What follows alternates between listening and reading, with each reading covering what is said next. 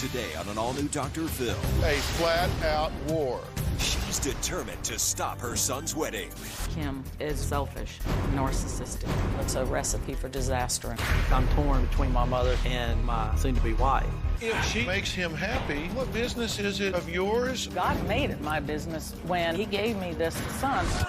You said I got a lot of examples of her selfishness here. You're making it look entirely wrong. I refuse to lose you without a fight. He'll be sorry. I know he will. He's in love with her.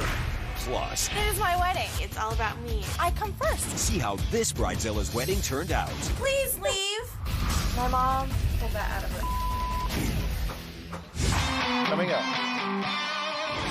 Let's do it. I want you to get excited about your life. Here we go.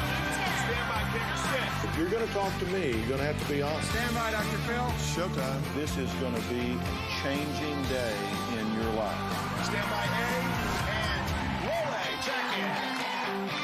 Go, Dr. Phil.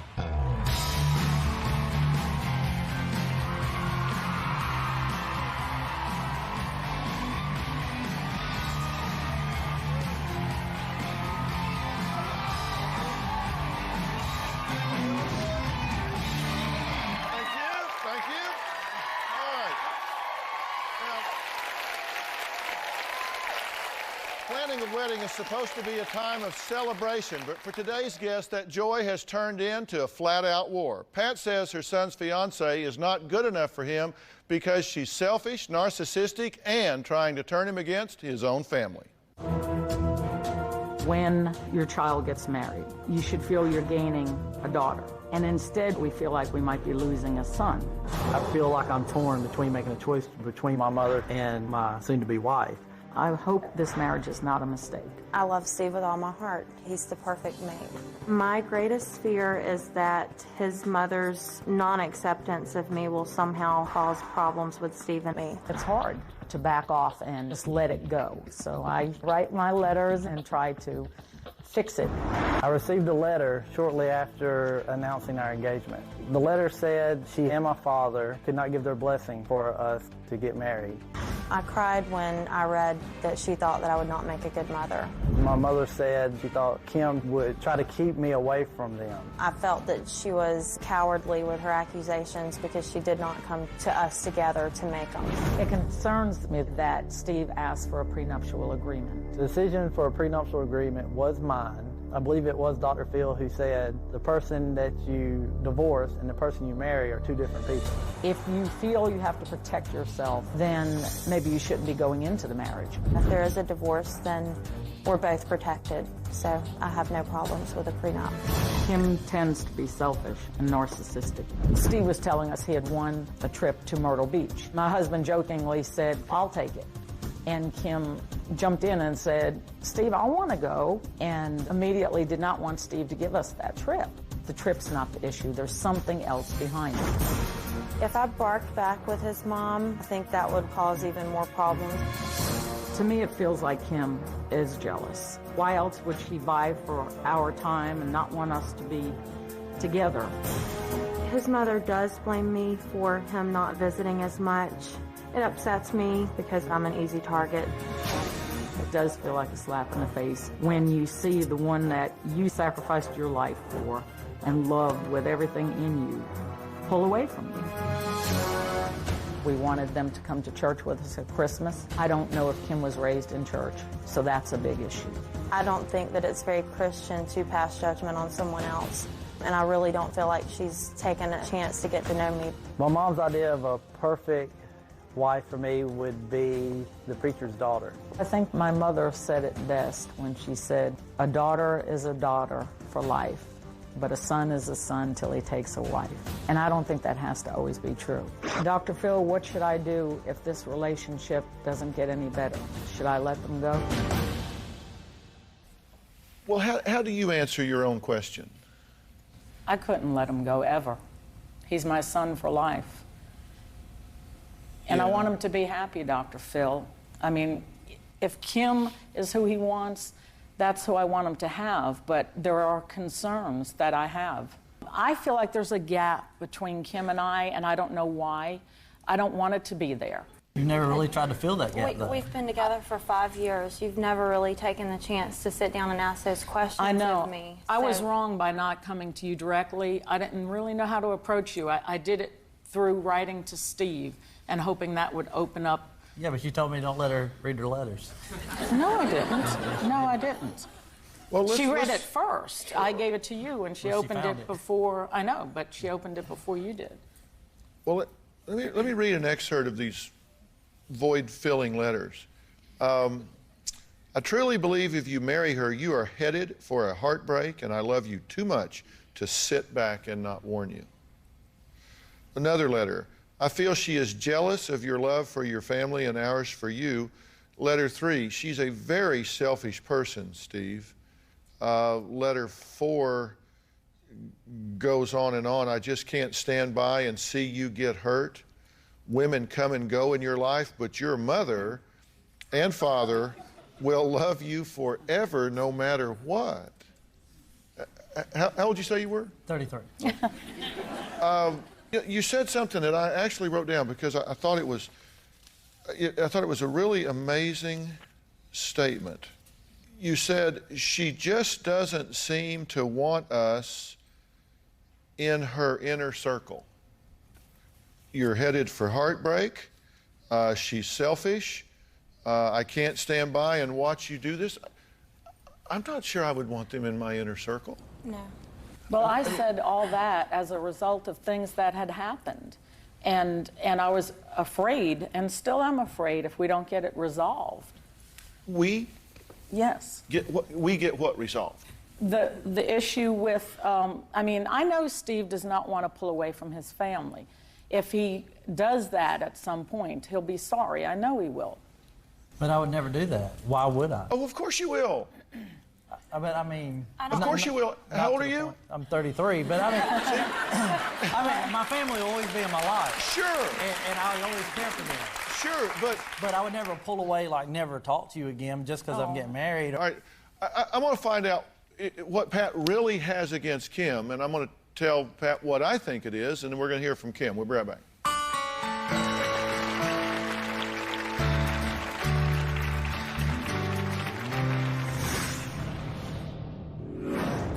He says, I love you all the time, but I don't feel like he shows it like he used to.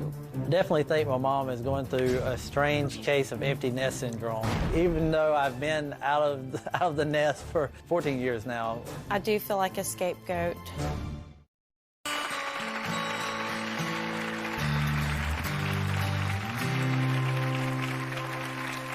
We're talking today about how preparing for the bride's big day can bring out the worst in family members. Now, we're here with Pat, who hopes that she can convince her son Steve that he's about to marry the wrong woman, or can figure some way that she becomes the right woman by her definition.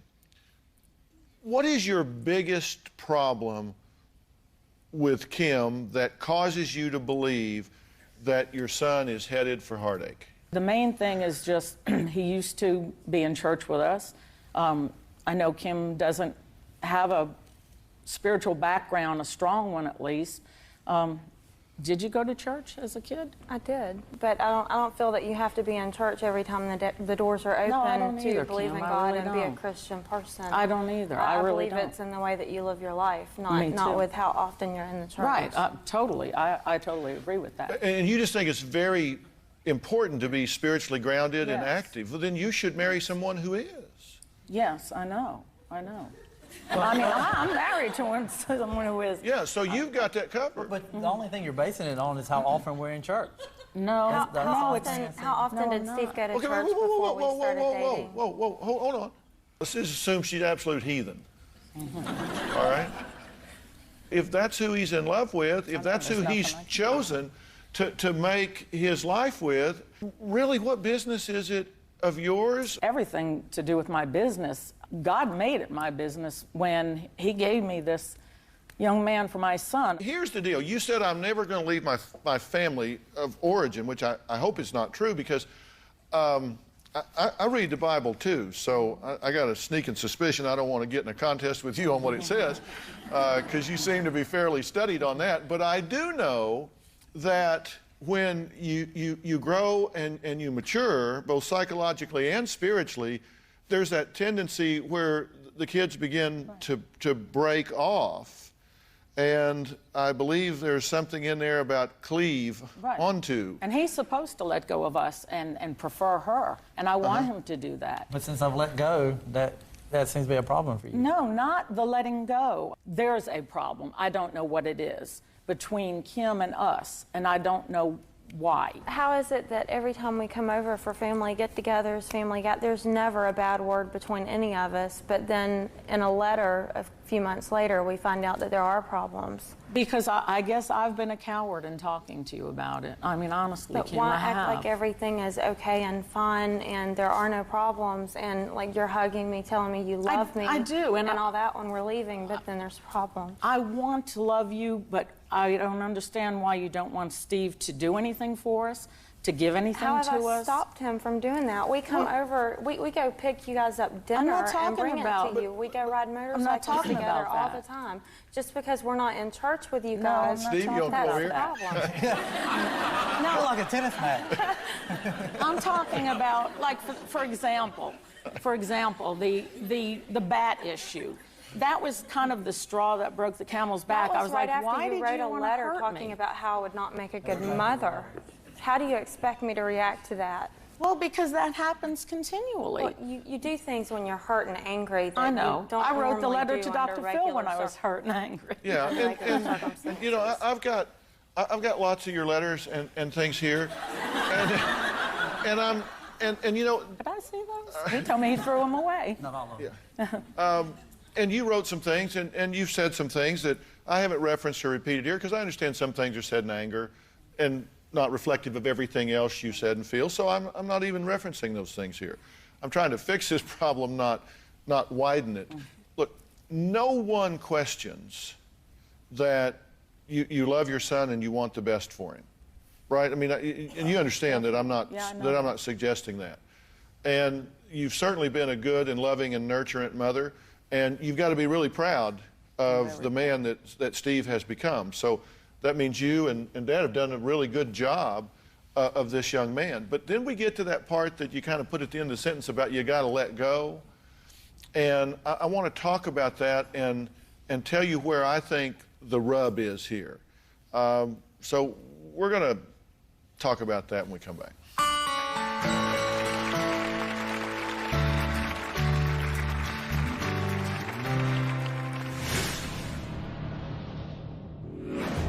My greatest fear is that things won't get better, they'll get worse. I think it's ironic how my mom is reacting to my engagement because my grandmother was not very accepting of my father when they got married.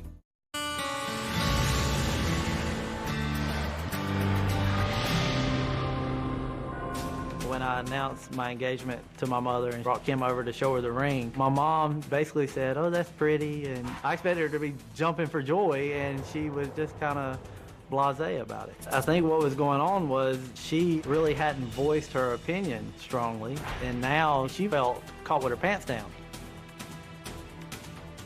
Well, we're talking about how a family wedding can easily turn into a family feud. Now, Pat revealed that she just basically doesn't care for or have confidence in her son's choice for fiancé, Kim. And they're only 3 months away from their wedding day. Now, look, you say that Kim is selfish and that you have examples of that. And you say it feels like a slap in the face when someone you've loved and cared for and nurtured turns away from you, right? Right. You said anything, no matter how big or small, that she thinks you want to give to your family, she wants it, even your time. I refuse to lose you without a fight. You want to know what I think? I didn't think you did, because you No, think I do want to know, but you think I you're don't making it look entirely wrong. You know, a lot of that was taken out of context, too. Well, It was. if I fill in the context, it's going to get worse. No, I said a lot of good things about Kim. even at break, you're telling me, hey, I got a lot of examples of her selfishness here. I'm not without reason for feeling this way is what I'm trying to say. Okay, but... I didn't just dream it up. We got along great with all of his other girlfriends because we got along. Well, I mean, we got along great. They didn't try to push us away. Okay, but why... That's not true. If he would have put a ring on their finger, We would got it along still have been the wonderful. same? What were you going to say, Steve? They did not get along great with all of my girlfriends. Who didn't we get along with? Tracy said we were like mom and dad to her, and Laura loved us to death. I don't know anybody who didn't. I really don't know. They stayed at our house all the time and acted. Well, then maybe they were phoning. I don't know. The person you would want me to marry right now, if I was to marry that person, I would definitely be divorced. Well, I want you to marry who you want. I want you to be happy. I know, but I want us to get along. I want Kim to like us. I'm 33 years old, okay? I think I've made a lot of good decisions in my life. Yes, you have. Do you agree with that? Yes. Okay. I watched all of my friends get married young. Almost without fail. I'm proud you waited. Almost without fail, everyone is divorced. We've been together for 5 years, okay? And I know this is the right person. Well, that's what I want. I asked her to marry me. We've been together 5 years. For 3 of those years, you've been hinting to me, when are you going to get married? When am I going to have grandkids? You've been dropping hints to me, so... I have. Yes. Everyone's been asking times. me. Well, I didn't want you to keep living together. If you were going to do that, I wanted you to get married. And I finally, proposed. And it was a total shock to me when, suddenly you were not accepting me.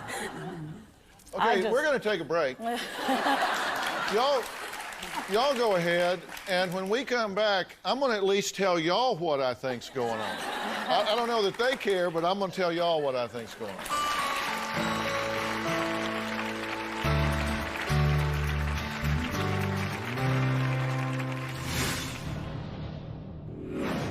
My biggest fear is that they're getting married, and we've already seen a pulling away from his family. What I'm afraid of is if you let it go too long, it'll be beyond repair.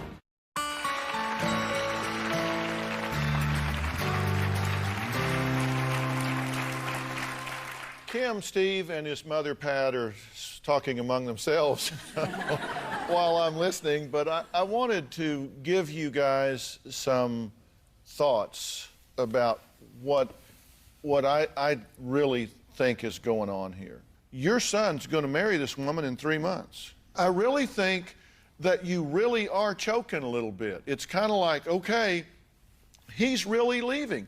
You said, we used to go on bike rides, we used to do all this kind of stuff, and now we call him and he doesn't have time to do that anymore.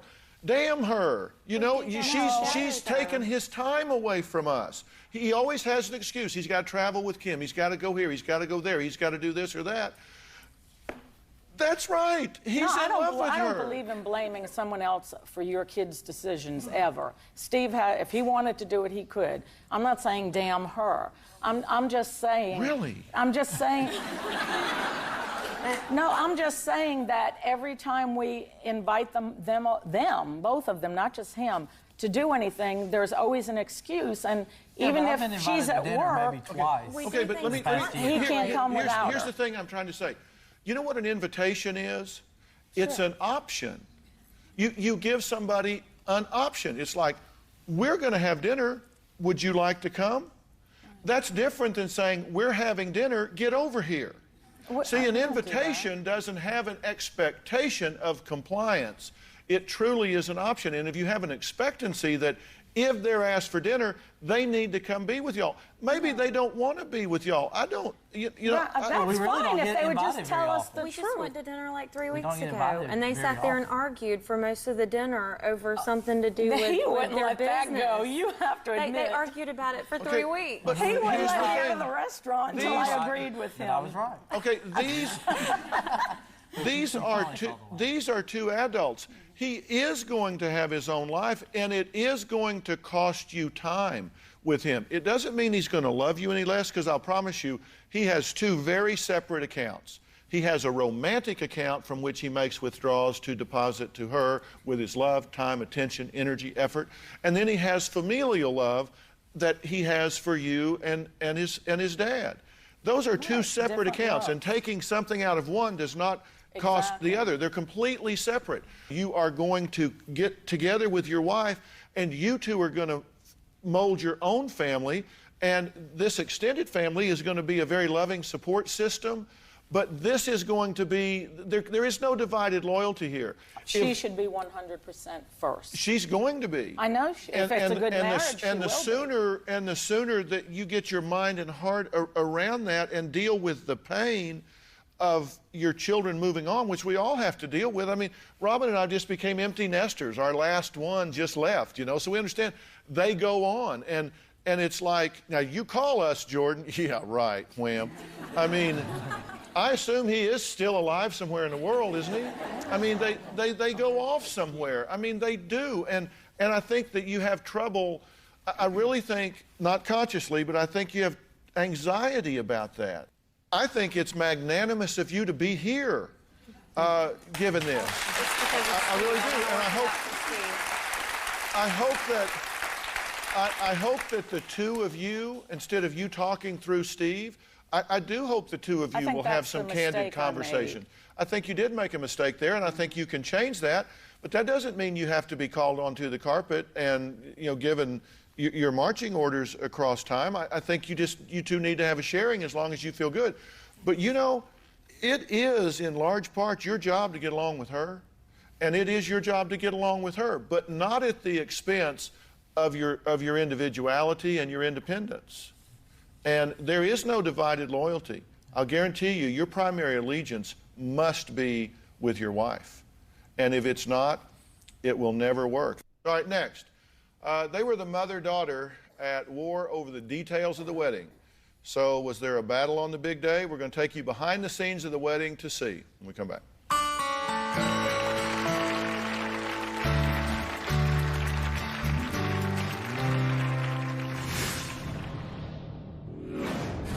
Why is it so important to you?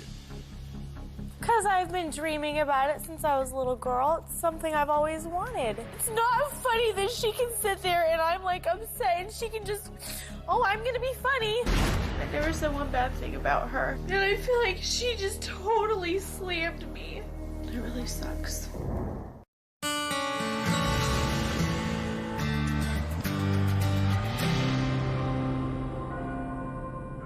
We're talking about how wedding planning can turn into a wedding war. When Rachel and her mother, Jeannie, last appeared on the show, Jeannie claimed that Rachel's Bridezilla ways were destroying their relationship. Rachel says, it's my wedding day, and the bride is always number one.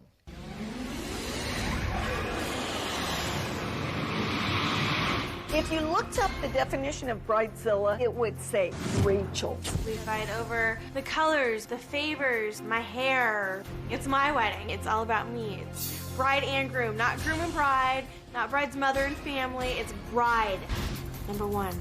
Isn't it true that y'all disagreed on just about everything? Yes.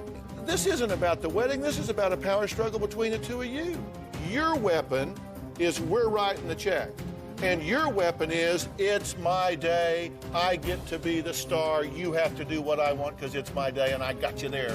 She turns into a monster that won't talk to us about the details, hangs up the phone. She hung up on me. If she hangs up the phone and quits talking to me over little things, what's she gonna do when she's been married for a while? Hang up the phone on Todd?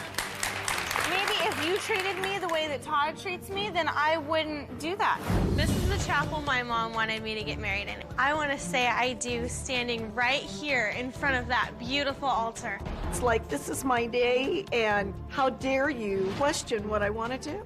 She's acting like a princess want-a-lot. You say, I'm paying for it, I get to make the choice. I'm the final word. See, here's what I think has happened here. I think you guys have declared a battleground. And I don't think it started with the wedding. I think you've had a battleground long before you decided to have a wedding. But this is just kind of like old Civil War where they say, we're just going to pick a pasture and go out there and just shoot each other.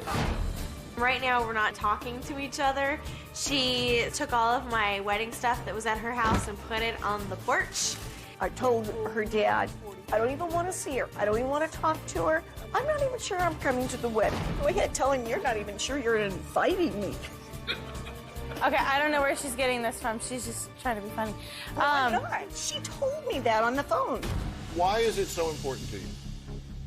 Because I've been dreaming about it since I was a little girl. It's something I've always wanted. And, you know, it's supposed to be fun. It's supposed to be me and my mom. It's not funny that she can sit there and I'm like upset and she can just, oh, I'm going to be funny. Ha, ha, ha. Let me play a little violin. There comes a time where somebody just step up and say, you know what? I'm ending the conflict. I'm going to support what you want to do. Let's get happy. And if we want to argue, we'll argue after this is over. The conflict between me and my mom went from bad to worse. Oh my God. They pretty much just booed me. That was like the first thing. That's when I first started crying. And then at some little point, something happened that changed and it wasn't so lighthearted anymore. She kept changing things so my dad wouldn't get mad. She blamed most of it on me. I know she's upset, and I don't want to be upset. I feel protecting. She said it would be nicer if we had the filet and the lobster. She said it would be better if we did all these things. I'm not the enemy. And I never said she couldn't come to the wedding. She just pulled that out of her and then to play a friggin' violin. I never said one bad thing about her. And I feel like she just totally slammed me. It really sucks. I think the relationship needs a mother that cares. And I need my mom to care about me. Well, after they left the show, Rachel refused to speak to Jeannie and demanded an apology. After the show, I was so upset and so mad. I put myself in a very awkward situation to please her, and it backfired. I didn't even want to be her kid that day. My mom pretty much said she was sorry that I felt that way. Sort of like, gee, I ran your dog over. I'm sorry that you're sad about that. I didn't talk to my mom for 5 or 6 days. Turns my phone off. I was done. I think the wedding was probably the straw that broke the camel's back of communication between me and my mom. So I get the feeling there's like your version, then there's the truth. We knew that we had communication problems, but we didn't think that it was at a level that we needed to do anything about it. I regret the times that she was difficult to work with. Despite the battles during the planning of the wedding, I ended up going to Rachel's wedding after all. Today's my wedding day. I'm getting married. I'm the mother of the bride. I can do whatever I want. I tried to stay out of Rachel's way. This was her day. She doesn't have any underwear. Mother, please leave. It's not funny. I'm not Lack of turning breathing? red. I am breathing just fine. When did you get the chocolate stain on that? You know what? You're really not funny. Ow!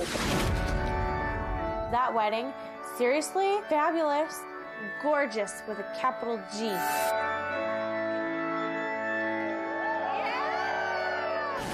Now that the wedding is over, we realize that we have a lot of communication problems that we really need to work on. I'm leaving for Hawaii the day after the show. We're moving away. We've been living with my parents ever since the wedding. When we get into arguments, my mom just brings up the fact that I'm living here rent-free. Like the other day, we had to buy sandwiches. They were like, we don't have any money. I had cash. They were like, well, you pay for it. I'm all, are you going to pay me back? No, you're living here rent-free. When Rachel moved in, the deal was she was going to do the cooking and cleaning up the kitchen. When I make dinner and it doesn't go with her internal clock, she's like, oh, it's too late. I can't eat. It just hurts my feelings. My mom is a second grade teacher, so she'll enunciate and talk everything out to me properly, and it just gets a little frustrating. My mom wrote me a note asking that our laundry be out of the washer and dryer by 5, and it was. But did she put her laundry in? We're in a puppy mess situation right now. My mom was going to watch my puppy, but we received a note on our door this morning saying that she was unwilling to watch her. Her dog is not housebroken, and we have to really watch it. If we don't, there's surprises we hadn't planned on. When the washing machine gets off balanced, it is my fault. Please clean up the dog poop in the dog run. When I think back to the conflicts Rachel and I have had, I've been saddened that we wasted a lot of time with lack of communication. I know it's not too late. I know that we can still have that great mother-daughter relationship. We just need to know how. Life is really uncertain and goes very quickly. Why waste time? Next, the clock is ticking. Will this mother and daughter see eye to eye before Rachel gets on the plane to move away tomorrow? We'll talk about that when we come back.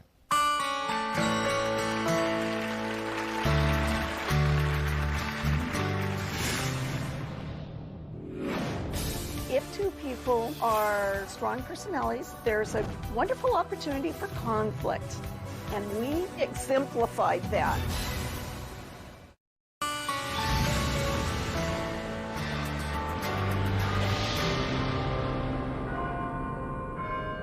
I felt like what was done and what was said was extremely hurtful. If anything, she should feel bad for how it made me feel. This is the person that's supposed to take care of me, not the one to hurt me. And I felt like she went up there and just did something totally negative towards me. She felt that I did her wrong and I felt that she did me wrong. I don't know how we're gonna fix it.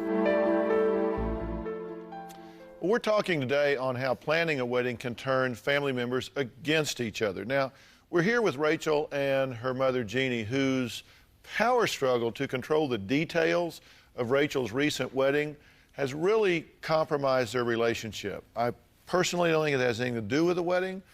Rachel is about to move away for good as she and her mother struggle to settle their differences. You actually move tomorrow. I get on the airplane tomorrow. Yeah, and you're going to Hawaii. I'm going to Hawaii. And that's where you're going to live. That's where I'm going to live. How long? For 3 years for sure. 3 years for sure. And we'll see after that.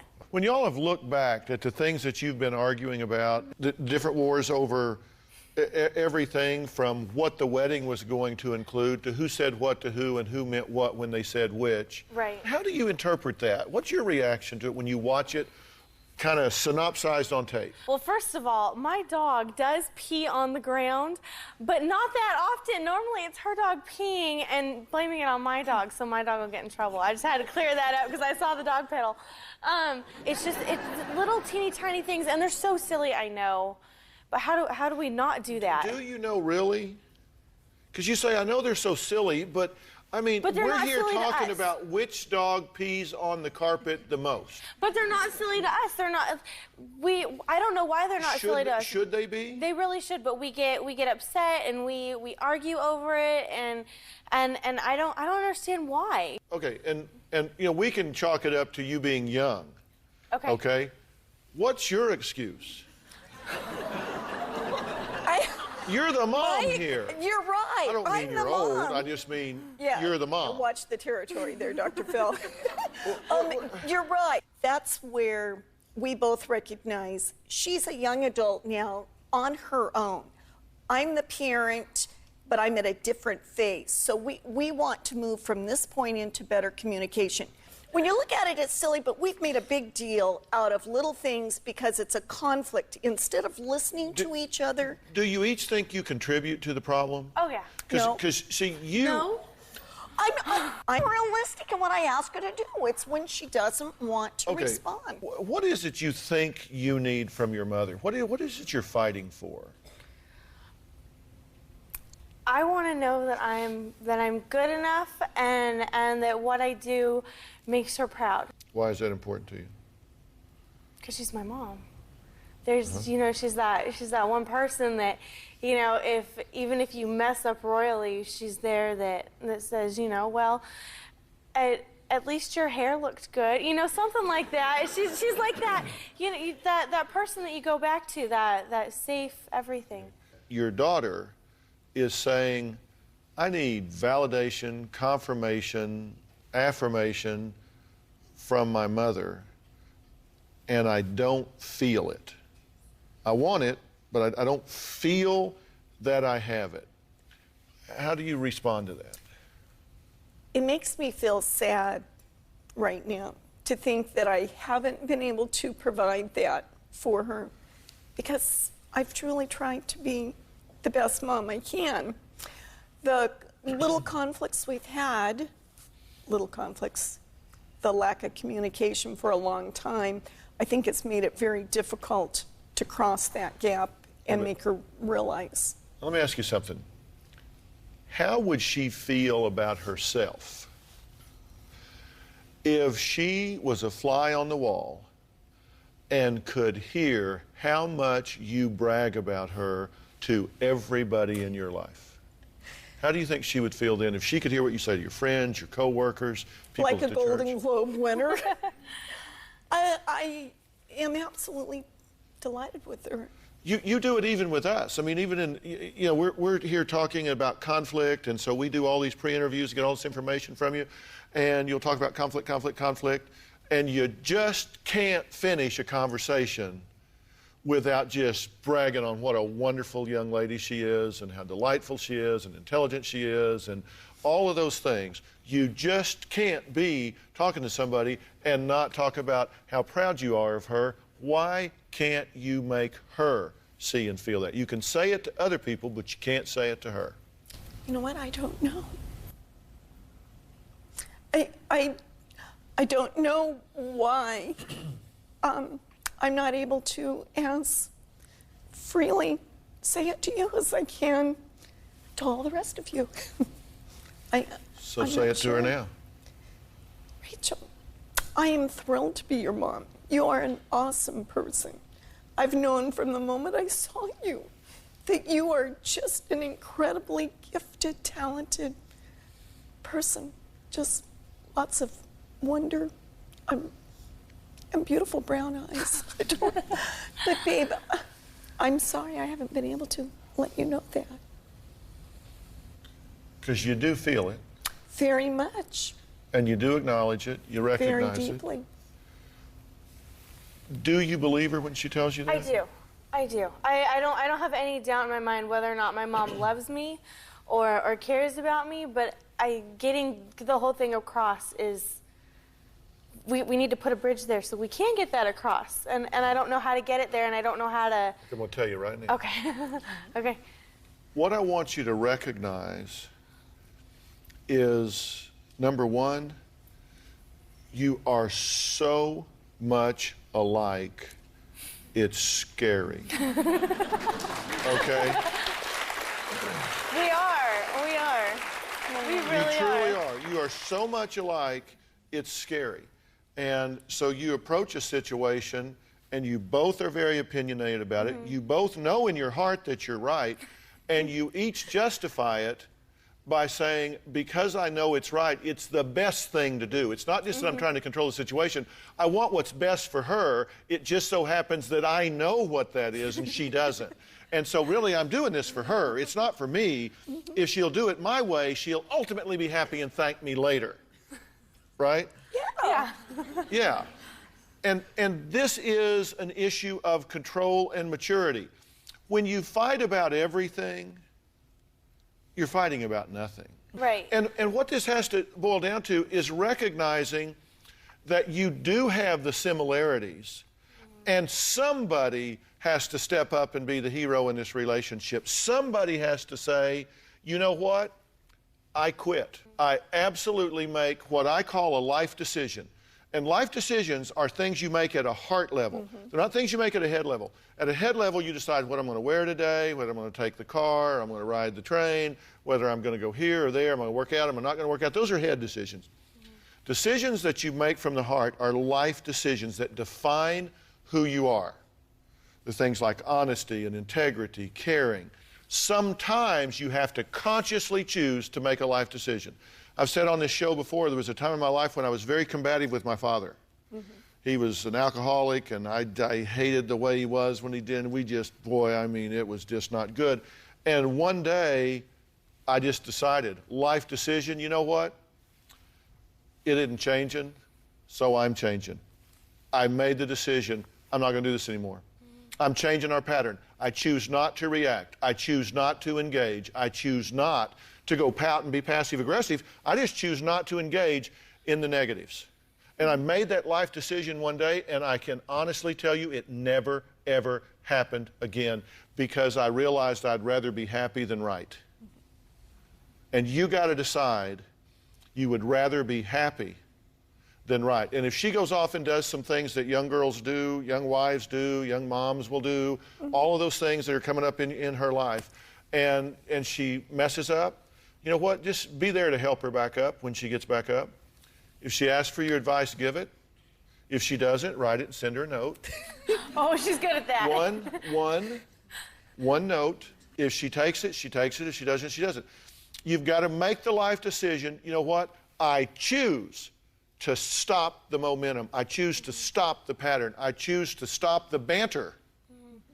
And you're going to have a good chance to do that because you're getting ready to move several thousand miles away. Yeah. And you're going to see each other, and you've got to remind yourself every time you talk on the phone, every time you send an email, every time you get back together, you got to say, you know what, I've made a life decision. What I'm going to do is create moments to cherish. We'll be right back. If the prospect of change in your family is creating stress, whether it's wedding planning that's dividing your family, or it's just the prospects of who somebody might be wanting to marry, it could be a job, a career. That stress is part of life, and you've got to learn to deal with that and recognize that people move on and there's a transition.